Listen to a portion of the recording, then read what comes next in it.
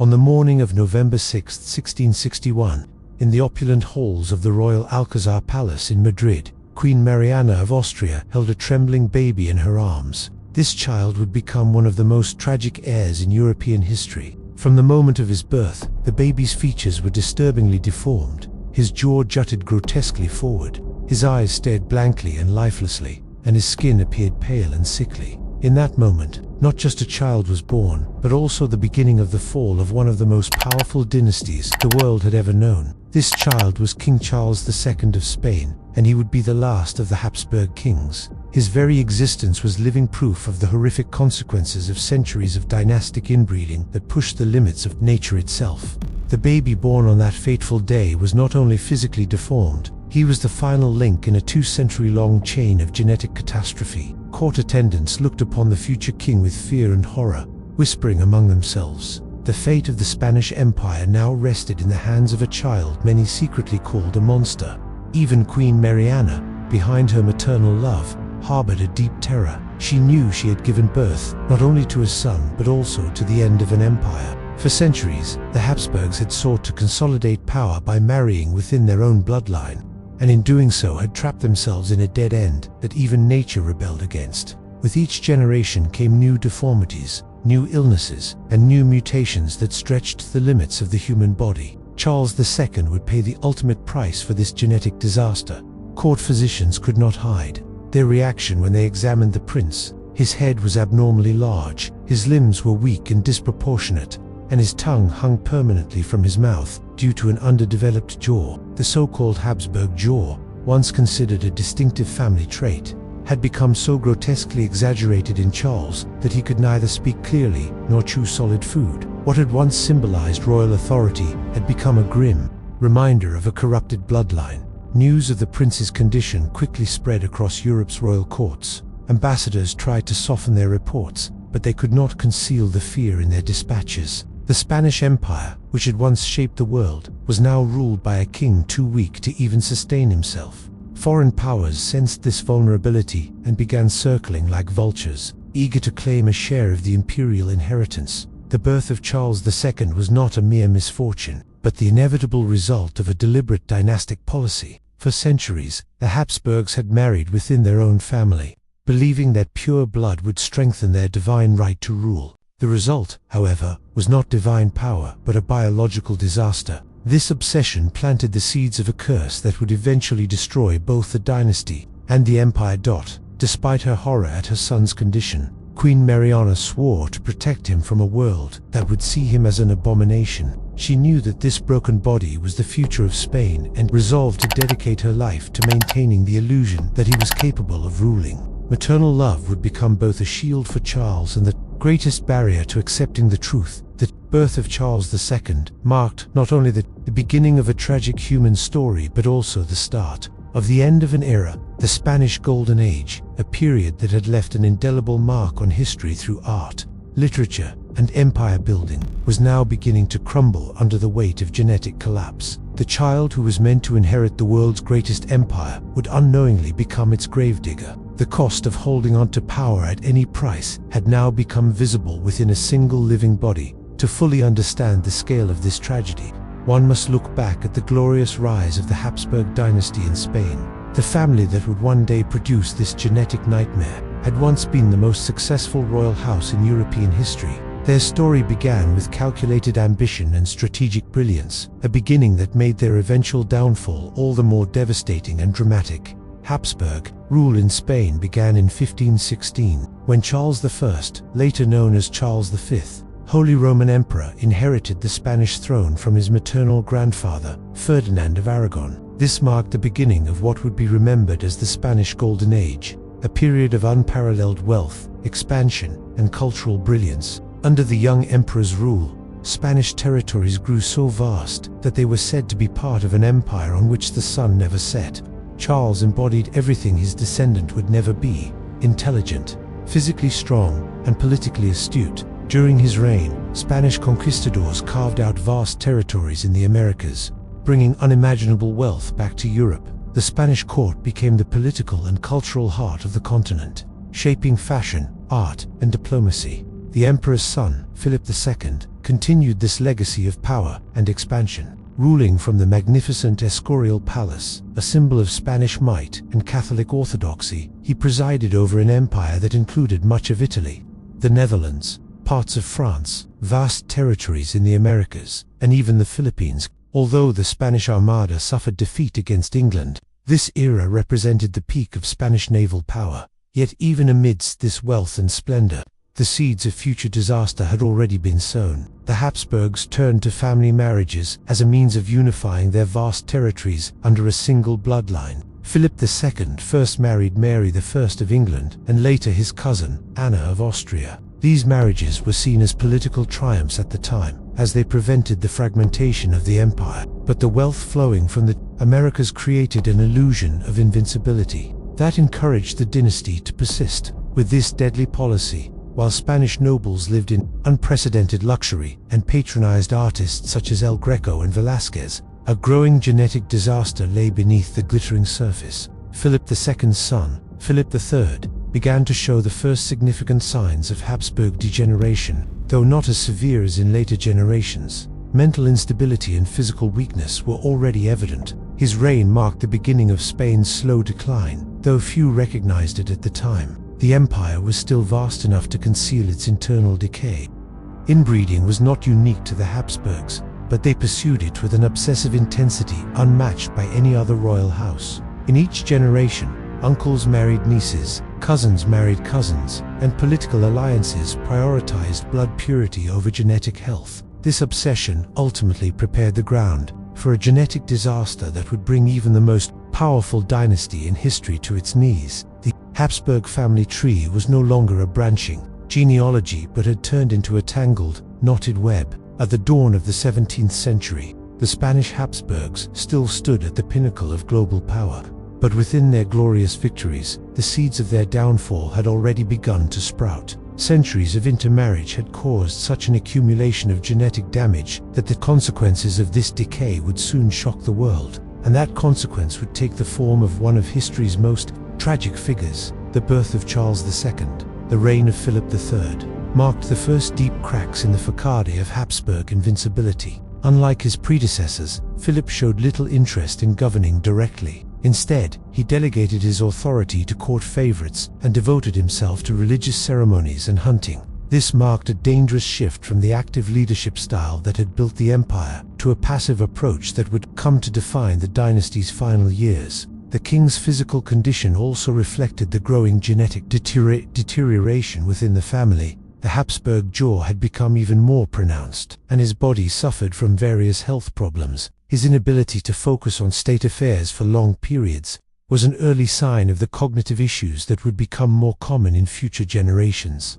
During Philip's reign, Spain suffered its first major military and economic shocks. The prolonged revolts in the Netherlands drained imperial resources, while the 30 Years' War further strained the treasury and military. Gold and silver from the New World, which had initially brought wealth, eventually caused widespread inflation across Europe, making Spain dependent on resources beyond its control. Philip's marriage to his cousin Margaret of Austria produced several children, but most died in infancy or early childhood. Among those who survived, many exhibited physical and mental abnormalities that court officials desperately tried to conceal from the public. Under Philip III, the royal court became less a center of government and more a stage for elaborate spectacle. Grand ceremonies and complex protocols served to mask the royal family's growing inadequacies. The Inquisition, originally established to preserve religious orthodoxy, became a tool to suppress any criticism of the dynasty's internal problems.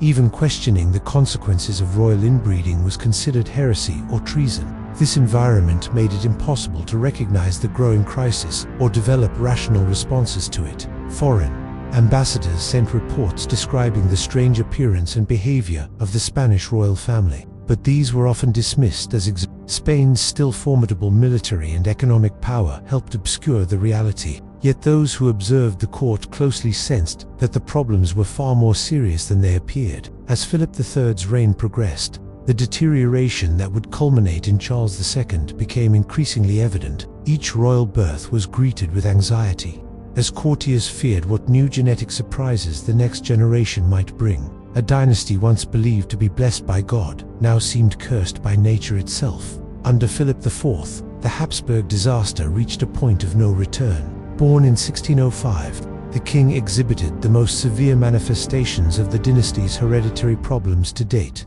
Although Diego Velázquez's portraits masterfully concealed his deformities, court records reveal a ruler struggling with significant physical frailty and mental limitations. Philip IV's marriage to his niece, Mariana of Austria, was the dynasty's most catastrophic mistake. Such a close consanguineous marriage amounted to biological suicide for their potential offspring. Court genealogists were aware of these risks, but political considerations overrode every scientific warning. The king's inability to produce a healthy male heir became one of the court's greatest secrets. Many pregnancies ended in miscarriage or stillbirth, and many of the children who were born died soon after. Even the few who survived displayed such obvious deformities that even courtiers, accustomed to Habsburg peculiarities, were shocked. As the king aged, his health deteriorated further, and his mental capacity became increasingly questionable. Ambassadors reported that he frequently drifted off during meetings and struggled to understand complex political matters. The famous melancholic expression captured in Velázquez's paintings may have reflected not only the burdens of kingship, but also hereditary depression. During Philip IV's reign, Spain entered a path of irreversible decline. The loss of Portugal, military defeats in Europe, and economic crises all revealed that the empire was no longer being governed effectively. The bureaucracy that had once managed a global power became increasingly chaotic and corrupt. Queen Mariana's repeated miscarriages and the deaths of her children created an atmosphere of superstition and dread within the court. Whispers circulated that God had turned his back on the Habsburgs. The birth of Margarita Teresa in 1651 briefly revived hope due to her apparently healthy condition. However, her betrothal to her uncle, Holy Roman Emperor Leopold I, ensured that the cycle of inbreeding would continue into the next generation. The Habsburgs' unwavering commitment to genetic suicide persisted despite all warnings. Prince Philip Prospero, born in 1657, initially appeared healthy but soon fell ill and died at the age of 4. His death deepened the succession crisis and heightened Queen Mariana's desperation in subsequent pregnancies. After all these losses, the road to the birth of Charles II had become inevitable. This final pregnancy would plunge the already superstitious Spanish court into an atmosphere of fear and ominous expectation. Queen Mariana, though only in her early 20s, had a body worn down by successive miscarriages, stillbirths, and the loss of her young son. Her new pregnancy was more complicated and risky than anything the court physicians had ever witnessed. Her condition worsened with each passing month, as if her body were rejecting the child she carried. Records from the period describe the pregnancy as exceptionally difficult. The symptoms indicated that the fetus was developing abnormally. Bound by protocol and limited medical means, the physicians could do nothing but watch helplessly as the process grew increasingly dangerous. Mariana's fear was so palpable that those around her sensed this birth would be different from the previous tragedies. As the due date approached, the royal apartments were prepared under an unusual degree of secrecy and security. Philip IV, now showing signs of mental decline, insisted on prayers and special rites for a safe delivery. All of Spain held its breath, awaiting the birth of a male heir, essential for the dynasty's continuity.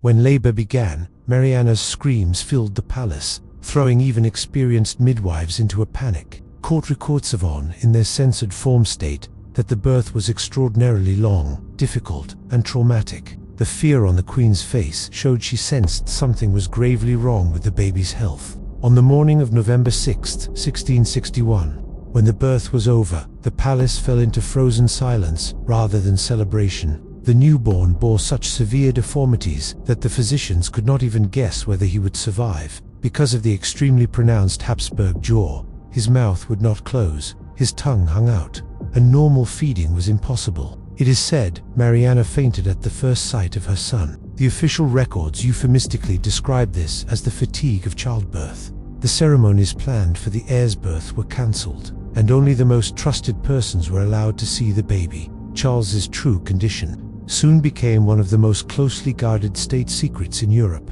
His survival in the first days astonished everyone at court. Working with primitive medical knowledge, The physicians could not explain how a child with such severe deformities was alive at all. Some called it a miracle from God, others a sign of dreadful fate. The court's first and most urgent problem was how to announce the birth to the Spanish people and foreign powers while concealing the infant's true condition. Strict protocols were instituted to limit access, and official portraits were prepared to camouflage the deformities as much as possible. The rumor of a healthy heir was sustained for years. The truth was known only to the inner circle. Charles II's early childhood passed in an unending series of medical crises. Because of serious jaw and palate defects, he could not be breastfed. As he grew, he could only be nourished with special feeding devices that had to be constantly replaced. The medicine of the day offered no solution, and doctors could only attempt treatments based on guesswork. Developmental problems emerged quickly.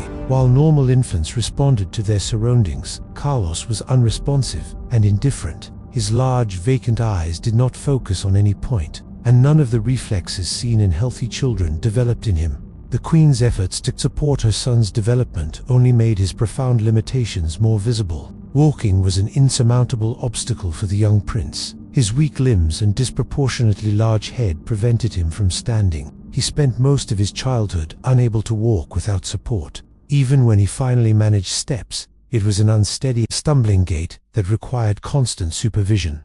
Speech development was perhaps the most tragic aspect of Carlos's childhood. His overgrown tongue and malformed jaw made speech nearly impossible. The sounds he produced were often too indistinct to understand, though Mariana devoted hours each day to teaching him simple words.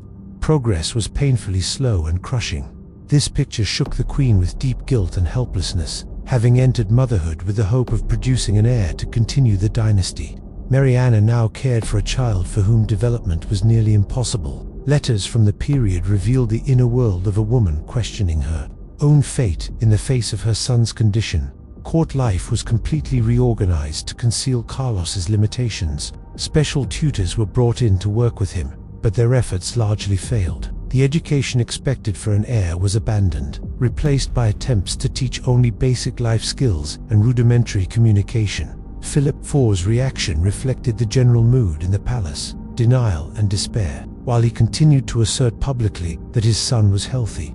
Behind the scenes, the search for remedies became increasingly desperate. Physicians were pressed to find cures for conditions that had no treatment, and anyone who had contact with the prince was forced into silence under threat of death. Carefully staged deceptions were used to hide Carlos's condition from visitors. By the time Carlos reached the age for formal education, the truth could no longer be concealed. The heir to the world's greatest empire could not master even the most basic skills, and was light years away from assuming a task as complex as governing a state. A dynasty that had once ruled half the world was now represented by a child who could scarcely function even as a human being.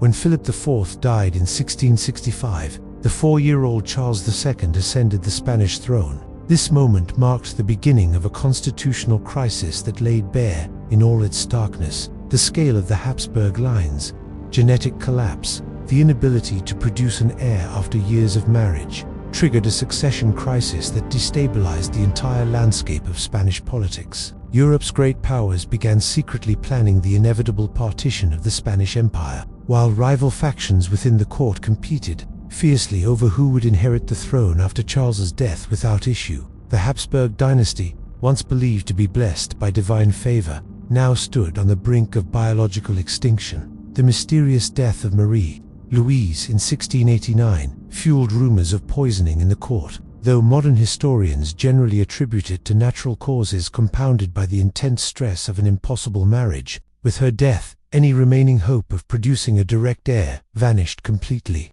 and the Spanish court was forced to confront the reality that the dynasty would end with Charles.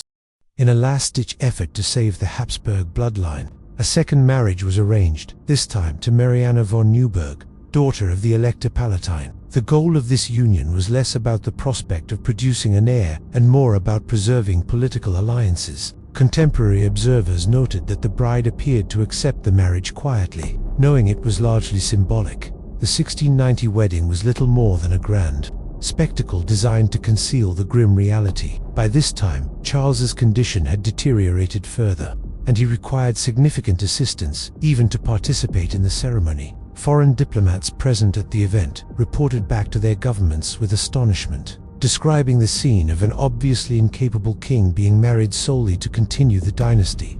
The new queen's attempts to bear a child were also fruitless. The king's physical condition had worsened to the point where even maintaining the appearance of a functioning marriage was nearly impossible. Although court physicians continued to spread false hope, everyone knew these efforts were in vain. Mariana's private letters spoke of her husband's childlike behavior, his inability to comprehend even simple concepts, and his increasingly frequent seizures. The Spanish court grew ever more desperate to sustain the illusion of a functioning royal marriage. Official statements bore no resemblance to reality, while foreign ambassadors' reports painted a picture of a monarchy that had collapsed into empty theater. By the time Charles reached his 30s, he had still not produced an heir. The question of Spain's succession became the central issue of European diplomacy. Major powers began negotiating treaties to divide the empire among themselves, and Charles, though still alive, was treated as if he were already dead. The king, who should have been at the height of his power,